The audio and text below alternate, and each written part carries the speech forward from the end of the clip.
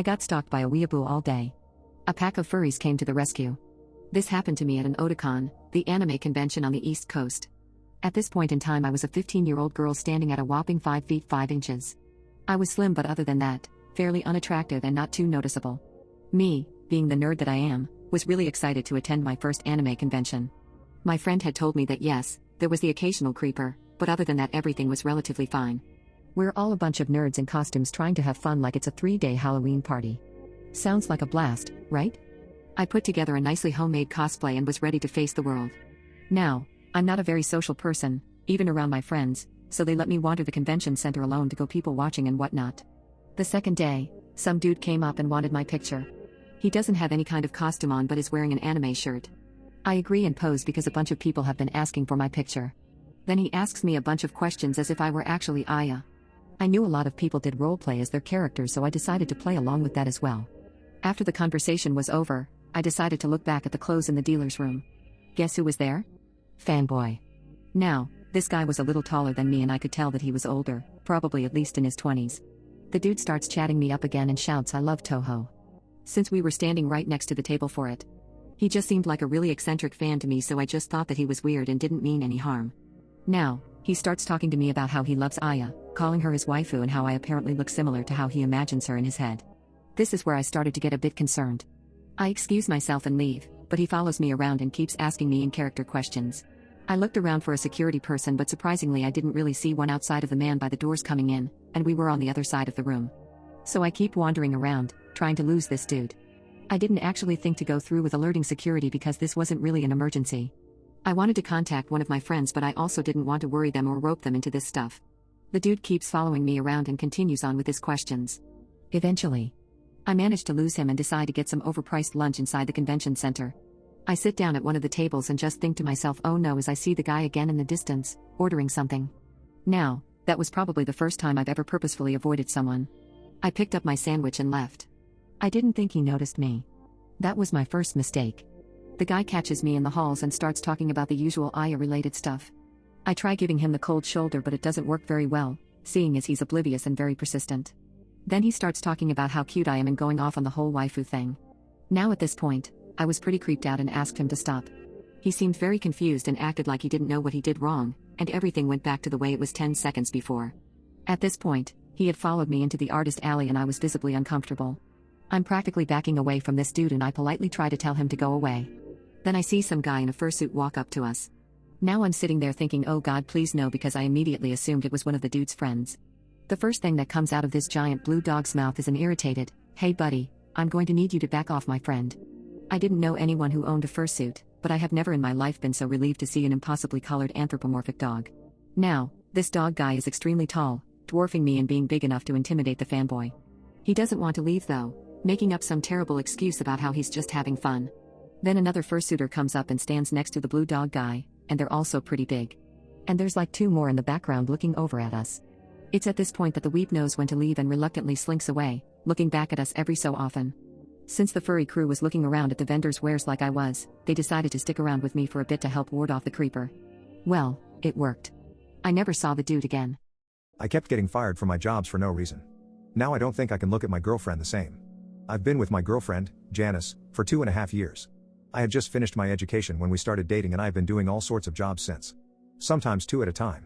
I did this to expand my resume and gather job experience. I worked in cafes, bookstores, a library, a grocery store and as an English tutor. Most of those jobs lasted about 3 to 5 months. My shortest stay was 2.5 weeks, my longest 8 months, but since I didn't have a hard time applying for new positions, I tried to block it out, though it was kind of eating me up internally. People called to complain about me, people left bad reviews about me, and people used my employee Wi-Fi access to look up sketchy things on the internet under my name. Former employees called to inform them about me, last name and all. But I was too anxious to do anything about it. I just told my girlfriend, she comforted me, and she supported me every time I got my life ruined by these people. But I kept going, though they kept finding me. Fast forward to this week. I currently hold a part-time position at a bakery. I've been working there for 2 months. It's going okay, but my manager approached me about something regarding our Google reviews. Someone was complaining about an employee, and their description of them could only really fit me. It was on a day when we were pretty short of staff, so I could have been the only person in the store for all I knew. Anyway, their review contained some pretty elaborate and nasty comments about me. This has happened in 1 or 2 of my jobs already. I told my manager that it was all pretty bogus and that someone had a vendetta against me, as it had happened before. She believed me and told me that she'll dismiss the comment. On my break, I checked out the review myself. Their username was kinda of stupid, Mick Myrtle. Anyway, I come home but don't tell Janice about it. She had heard it all before, so I didn't see the point in complaining about another time I almost lost my position. We chat, all is well, and she leaves the room. Her phone is on the table, and suddenly, she gets a notification of some sort from Google. The pop-up read, Mick Myrtle, manager has responded to your review. My heart dropped. I've been trying to ignore it since. This was 2 days ago. It just fits in the picture of bad reviews. It fits in the picture of the phone complaints my workplaces have received about me in the past. It fits in the picture of all the sketchy things I've been fired for. Why would she do that? She was the only thing keeping me sane. I had to come up with a plan to get to the bottom of it. On the Monday of the following week, I couldn't take the uncertainty anymore. I told my girlfriend that I needed her booking account to book a train ticket to visit my dad for a few days. She complied, and when she was in the shower getting ready for work, I booked my ticket and started looking through her emails. After some digging, I found an email to herself which contained a spreadsheet file. I sent the file to myself, printed it out and took a screenshot. The spreadsheet contained every single piece of information about me that there was. Numbers, emails, passwords, work times, colleagues, their numbers and social media, as well as some emails and passwords that she used for accounts to ruin my life. Everything was on there, conveniently sorted for her to ruin my life as efficiently as possible. When she left for work, I decided it would be best to immediately pack my stuff. Nothing that mattered would be left behind. I felt like a wanted man. Like I was being hunted despite nothing being seemingly out of place. I called my boss, told her I would be taking some time off from work, and headed out to see my dad. Needless to say, he was the sanity I needed. I cried about everything I saw and panicked for a whole 2 days straight, about how my life was ruined. He had to sleep on the couch in the guest room because I was so scared of my ex coming in. He handled it like a champ. He called the police, a lawyer and most recently a therapist for me because I was in the most horrible state of my entire life. We're currently sorting out the legal stuff.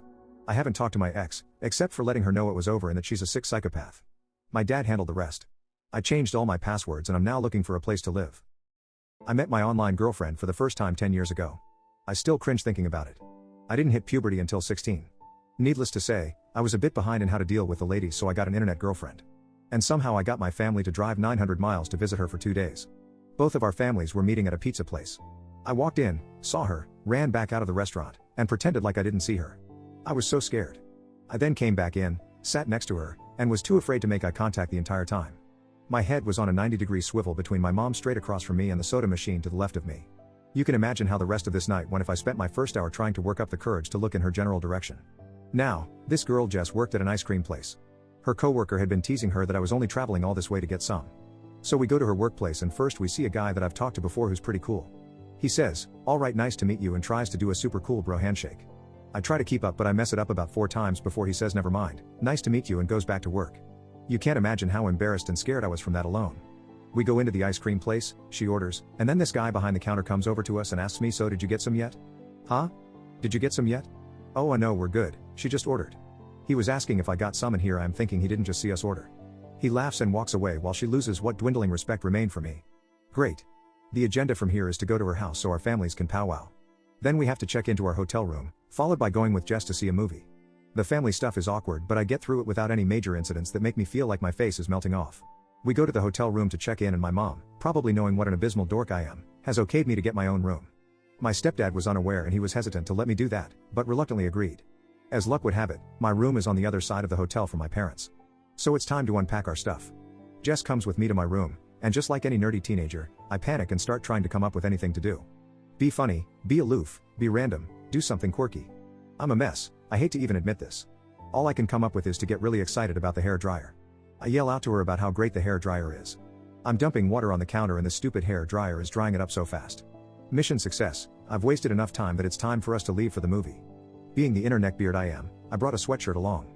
Not because I need it but because if she happens to get cold, what a suave hero I'll be when I say, "Here, take mine." We get to the movies and as if on cue she says, "I'm kind of chilly." Well, at that moment I noticed that I had forgotten the sweatshirt in my parents' car. I could have pulled her close to keep her warm but for some reason, I exclaimed, "I brought a sweatshirt exactly for this occasion." "It's fine." "No, God how dumb, I don't even need the sweatshirt, I was going to bring it for you but I left it in my mom's car." The fact that I wasn't struck dead by lightning at that moment is proof that God is not merciful. As we're nearing the ticket counter I realize that I have no idea how to buy a movie ticket. I've done it before but I never thought about it. Now that I'm thinking about it, I have no idea what I normally do. 2 for Ocean's 13, please sounds right but is it too cliché? Do people actually say that or is that just on happy days? What else would you say? Time's up, we're there, I have to use the only phrase I can think of. It actually goes really well. My message gets across and the guy gives us our tickets without any weird looks. Thank God she didn't want snacks, that would have been impossible to get through. I don't think I can begin to describe the disgusting mess that happened inside the theater or the awkward body pretzel I invented to avoid kissing her the next day at the zoo, but trust me that it doesn't get much better from here. The fact that I remember this so vividly after 10 years is a testament to just how catastrophic this trip was. Mother-in-law's neglect unalived my 2-year-old. Like HLL, she'll be allowed around my newborn. My mother-in-law was guilty in the death of her grandchild, my daughter. She was 2 years old at the time, and my husband and I let mother-in-law babysit her while we were busy with our jobs. It was summertime and they were staying in mother-in-law's house that has a pond next to it. My daughter loved water, bath time was her favorite time of day. They were playing at the edge of the pond and then mother-in-law remembered she had to take clothes out of the dryer and she left a 2-year-old alone next to a large body of water. My daughter's childlike curiosity plus her love for water resulted in her getting into the deep part of the pond and drowning. All because mother-in-law considered clothes in the dryer more important than my toddler. Then she realized what had happened, she started to panic and called for help. Her neighbor heard her, they got into the pond and called an ambulance, but it was too late. Imagine what it's like for a parent to come to the person you trusted your child with and they tell you your child is dead. And mother-in-law was begging us not to involve the police into this, she kept repeating it was an accident and she doesn't know how it could have happened, was only gone for a moment, feels even worse than we do, and calling the police won't bring her back. We did call the police, of course, and she was charged with criminal negligence and sentenced to 3 years in prison, which was too light of a punishment. Recently mother-in-law was released from prison and my husband was the first person she looked for contact with. He never once visited mother-in-law while she was imprisoned. Unintentionally, but she did cause the death of our child by neglecting her duties as a babysitter. Doesn't matter that she served her sentence, neither I nor my husband will ever forgive her for this. She never asked for forgiveness, all she gave us were excuses and more excuses. In the courtroom, my husband told her she's not his mother anymore, that she's dead to him and that he never wants to see her face again. Our marriage was damaged too, we were depressed, we fought a lot, there were times when we were on the brink of divorce. We separated for a while, I left for another country thinking that this is it for us, however, my husband came to look for me and we managed to save our family and continue our life together. I couldn't bring myself to have any more children for a long time, but eventually, I got pregnant again and last summer we welcomed our son, he's 9 months old now. Obviously, we weren't going to tell mother-in-law we're parents again, but she saw us walking with a baby stroller and realized that she has a grandchild once again. So she tried to get in contact with my husband. First, she reproached him for not visiting her, cried about how hard it was for her to spend all those years behind bars, that she shouldn't have been in the prison because she's too old for that. How could he do this to his own mother? How could he abandon her? Then she was like, but I saw you have a new baby, I'm so glad I have a grandchild again. And then she went on about whether it is a boy or a girl, when will she be able to see them and meet them because she wants to take care of them so much. My husband told her immediately that she doesn't have to do anything, this is our child, ours only. Our son doesn't have a grandmother, we'll be telling him this as he grows up. And he will never ever in a million years be anywhere around her. We're 100% on the same page about this. The loss of our daughter still hurts and we're going to do the impossible to protect our son from her. He doesn't need an irresponsible grandmother who would likely endanger his life just like she did with his sister. Mother-in-law was shocked to hear this and began to wail about us being so evil and cruel towards her, that we're going to hold that against her forever even though she paid for it and we cannot be so heartless to prevent her from seeing her grandchild. But what was she thinking? What was she hoping for? That we're really going to let her around our baby? That we'll ever trust her with babysitting again? Honestly, I'm not sure if I can leave my son with any babysitter. I don't trust babysitters anymore, because if a grandmother can be careless enough to let a child die, who knows what could an unrelated person do? So my husband told her firmly that she'll have no access to the baby and he doesn't want to talk to her either, so now that she's out of the prison, she should do something useful with her life and leave us alone. Mother-in-law wasn't having it. That evening she came to our house, asking to see her grandchild again. We didn't let her come in, obviously, and mother-in-law got mad, claiming that as a grandmother, she has rights to meet her grandchild. We told her that she lost all her rights to our children when she let our daughter drown. If a trust is broken, it cannot be repaired and there are some things that just cannot be forgiven. Mother-in-law then told us that she'll go to court and she'll demand legal permission to meet the baby. I'm not sure if there is such a thing, but if it's true, I highly doubt she'll get it considering her criminal record. If we need to go to court and prove she's not the type of grandmother you should let around your child, we'll do it. If she comes back again, we'll call the police. If we need to leave this country and go live somewhere else just to be away from her, we'll do it too. Nothing's impossible. I'm amazed at the shamelessness of hers. She knows very well she tore apart our lives 3 years ago. No parent should bury their child, but we had to because of her, and now she comes to us as if she's the best relative ever, as if nothing ever happened. Am I the a-hole for refusing to give up my seat and embarrassing the woman who demanded my seat? A few years ago I, 16F, lost my left leg in an accident. I've been using a prosthetic leg since then, and because my family is well off, it is a pretty advanced one to the point where it just looks like I just have 2 normal legs whenever I wear long trousers. Which I usually do because I'm really self-conscious about showing my prosthetic. These days I can pretty much do anything I like without issues, walking, running, going upstairs, etc. The main issue is keeping my balance when there are sudden changes in movement, in places like trains and buses. Which is where the topic of this post comes in. I was riding the train and sat down in the seat reserved for disabled, elderly and pregnant women. It was pretty busy, so there were no other seats available, and a few stops later a woman came up to me telling me I needed to move, because she needs that seat and I shouldn't be sitting there. I told her I was sorry, but I needed the seat myself.